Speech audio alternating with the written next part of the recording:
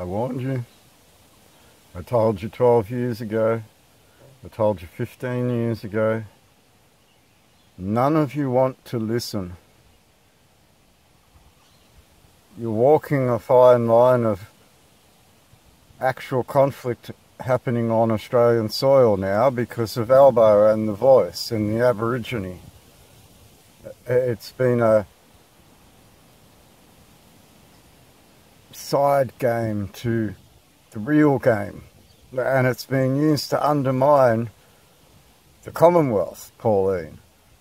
And I warned you. I said very clearly that I bet you a tassel Jew would be killed, and it happened in America. And you've now got 2 assaults in Australia against a Jew, one man with 2 black eyes in Arncliffe in Sydney. I warned you very clearly. This is a game that is now turning very sour, Pauline, while all these countries around the world abandon Israel and your executive branch government plays with WEF partners in the money game, Pauline. And what you're starting to realise is that without a foundation in law, an anchor point at which the Commonwealth is defined in those international waters, you're going to sink. You're literally going to sink, Pauline. I mean, you can be propped up by money men and bombs and all these things for only so long. And then international conflict comes along. You've got Africa now speaking up very loudly against this as well. You've got Al-Aqsa Mosque speaking up. You've got all of these incidents occurring across the stage, which you, as politicians, led everyone into in total denial of the foundations in those Anzac, Pauline. And this oath of fidelity that you took is screaming very loudly right now in your ignoring the people. And it's going to come to fruition again, isn't it, Pauline, that you need our help. You need those sons of that line of authority to stand up and clear up the matter and come to your defence again. And you're going to start to realise that World War II came to fruition the way it did because of the same very people that are in monetary control today, Pauline. And that monetary control, that's a game we discussed while you all ignore that monetary game, Pauline, to keep whining at all the plebs, the slaves out there. And the government can speak whatever it wants, and the police, they can hold the line whatever they like.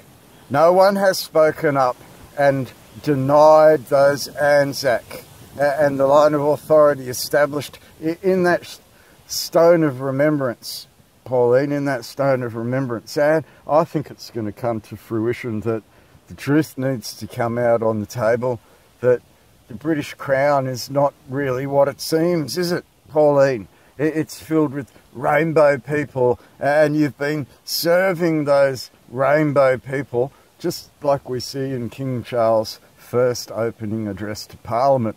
In 70 years, Pauline, the first time the King has addressed Great Britain in 70 years, Pauline, and that goes back to Royal Style and Title 1927 and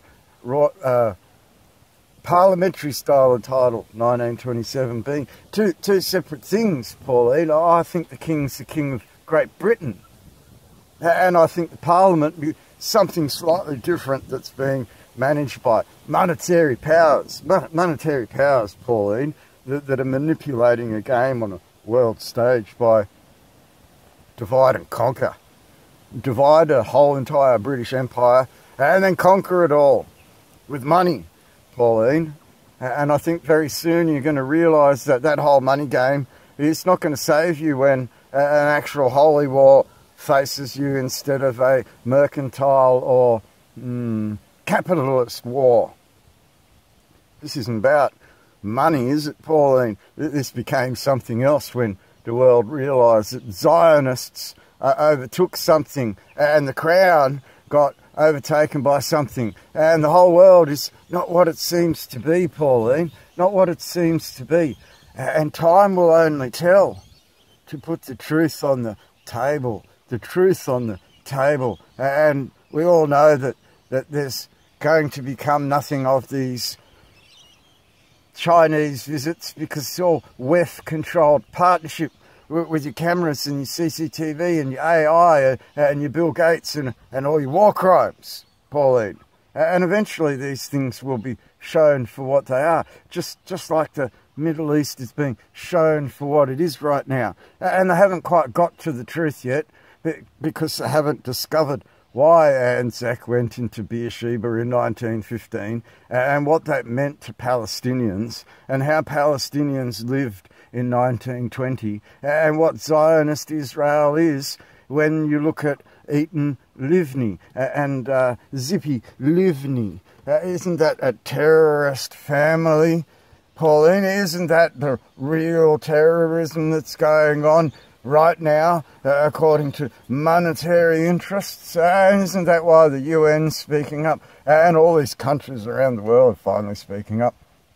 And you, as the Commonwealth, have a dire problem in that you have no line of authority, because you refuse to accept the line of authority that's in the Anzac, because you can't invoice them any more debts. You can't invoice them any more debts. So you need to invoice the Aborigine. So why don't they create their own constitution and invoice all the monetary supply to that, Pauline? At some point you're going to realise, I told you, this was inevitable. The people are going to realise that you don't work for the line of authority that was established in the Constitution. At some point they're going to realise they need to stand up and defend. And now they're starting to see what the actual threat is on a world stage. On a world stage, Pauline, where the Australian Defence Forces should have some line of authority to their actual Anzac instead of some bastardisation into something else.